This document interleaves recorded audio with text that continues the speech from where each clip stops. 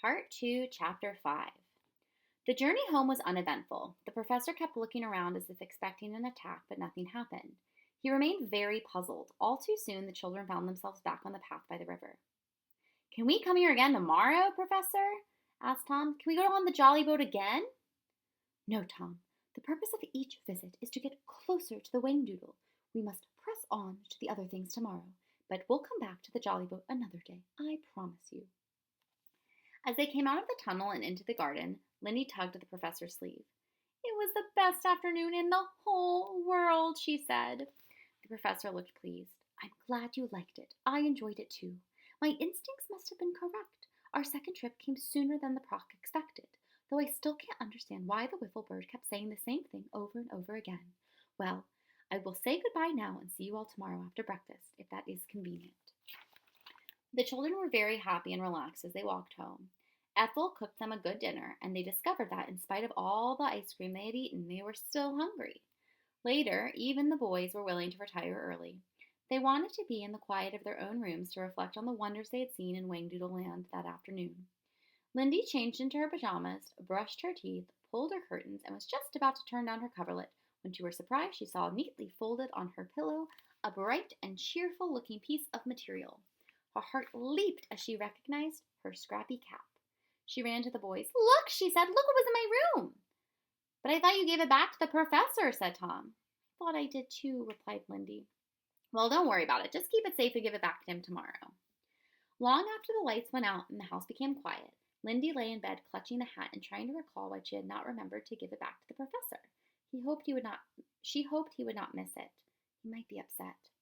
She took the scrappy cap from beneath the blankets and gazed at it in the moonlight. It certainly was pretty. On an impulse, she put it on her head and tied the ribbons beneath her chin.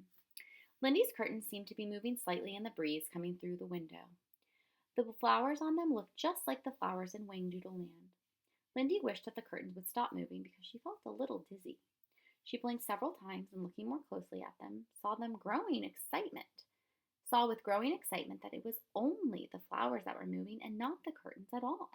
She watched them swaying on their long stalks. Far out in the field, something like a plume was moving slowly backwards and forwards and coming toward her. Fascinated, Lindy watched as it came nearer and nearer. Suddenly, she realized it was not a plume at all, but a tail. The flowers at the edge of the field parted, and into her room stepped the most wonderful creature that Lindy had ever seen. It was a cat, but no ordinary cat. This one was as soft as a Persian kitten, yet as big and powerful as a mountain lion. He was silver gray with large velvet-like ears and glowing amber eyes. His paws were enormous, with great pads that pushed into Lindy's rug, kneading it gently. His back legs were much higher than his front legs, and all four of them were so profusely covered with shining, silky fur that he looked as if he were wearing soft, voluminous pantaloons. The extraordinary creature looked slowly around the room, and seeing Lindy sitting up in bed, blinked and twitched his long tail in surprise. Oh, goodness, he hissed, his voice both deep and sibilant. I'm so sorry to interrupt. I seem to have lost my way. That's all right, said Lindy faintly. Won't you please tell me who you are? I'm the high-behind Splinter Cat. He moved around Lindy's bed, his tail trailing over the brass railing. No need to tell me who you are. I can tell at a glance that you're Miss Lindy. How do you know? She asked in surprise. I've heard the Proc speak of you. The animal bunched himself and sprang very gently onto her coverlet. He was talking about you just the other day. He stretched languorously. That fellow's a bully, I must say. I said to myself, if I ever meet that charming girl, I'm going to apologize for his rude behavior. The high-behind Splinter Cat suddenly rolled over on his back like a playful kitten. Lindy found his head in her lap and the amber eyes gazing up at her. I wonder if you'd do me a tremendous favor. Why, of course. Her hand stroked the silky fur. Could you just scratch behind the chin a little? That's the spot. A dreamy look came over his face. He pushed his nose against Lindy's hand and then rolled over again. Now just on my back, by the tail. Thank you so much. You don't know how long it's been since anyone did that for me. Lindy rubbed and scratched, and the creature responded by arching his back sharply, so that Lindy had to stand up in bed in order to continue. This gave the Splinter Cat the opportunity to wind himself around Lindy's legs, and his tail passed under her chin and over her shoulder. Then quite suddenly he sprang lightly down from the bed. Do you mind if I look around? He asked cheerfully, stretching once again. I love seeing people's pads. This is perfectly delightful. Lindy quickly got out of bed. She didn't want to miss 1 second of her visit with this interesting creature. Is there something I should call you? She asked. I mean, do you have a name? Oh, you can call me Kitty if you'd like, or Fluffy. How about a Rover? But Rover's a dog's name, Lindy giggled. The cat's tail whisked across her face to stifle the sound. Shh!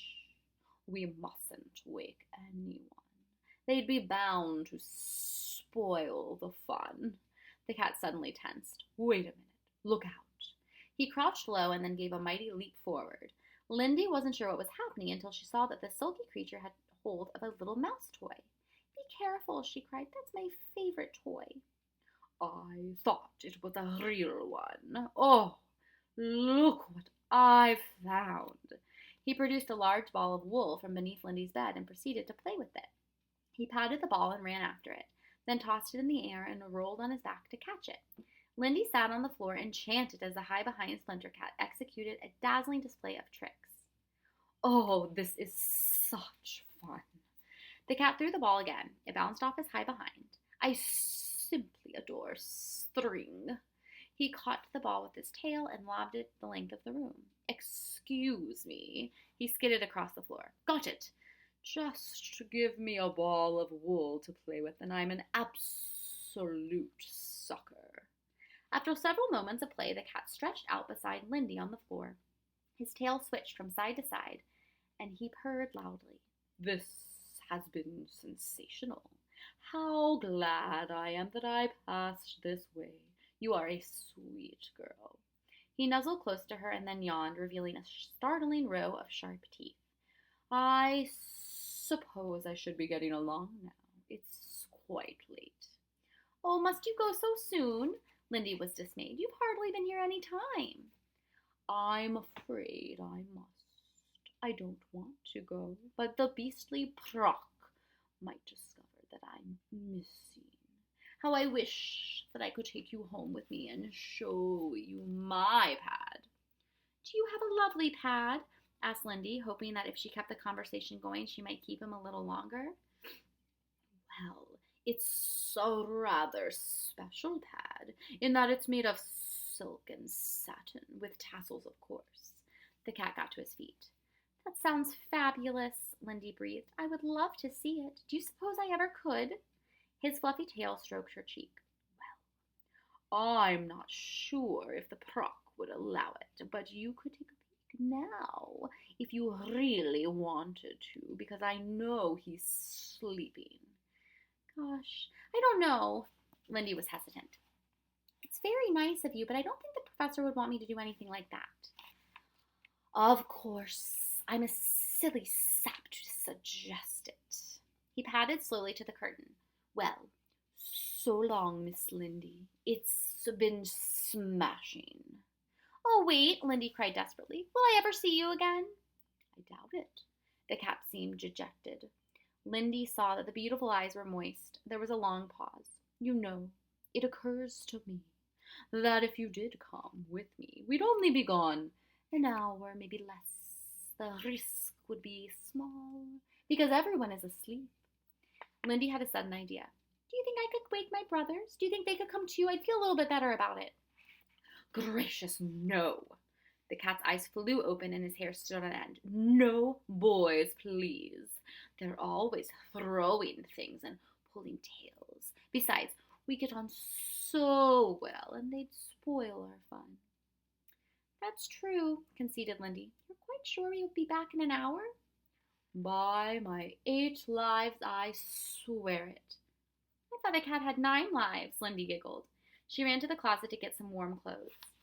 The high-behind Splinter Cat examined one razor-sharp claw. Well, I'll be truthful. I had a little scrape a few years ago, and I suffered rather a setback. You mean you lost a whole life? Asked Lindy. It was silly of me, but I got carried away for a moment. The result was rather messy. Messy? Lindy's voice rose. I'd rather not talk about it if you don't mind. It's bad enough losing a life, but then to have to discuss its sordid details. He shuddered. That must have been really gross. I can understand why you'd rather forget it.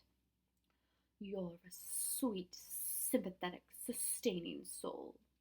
Lindy came out of the closet, and the cat straightened expectantly. Here I am, she said a trifle nervously. How pretty you look, said the Splinter Cat admiringly. He spun around in sudden pleasure. Hot dog, this is going to be such fun. Placing his soft tail protectively around her back and chatting all the while, the high-behind Splinter Cat escorted Lindy carefully into the field of waving flowers, and without a backward glance, they disappeared into the night.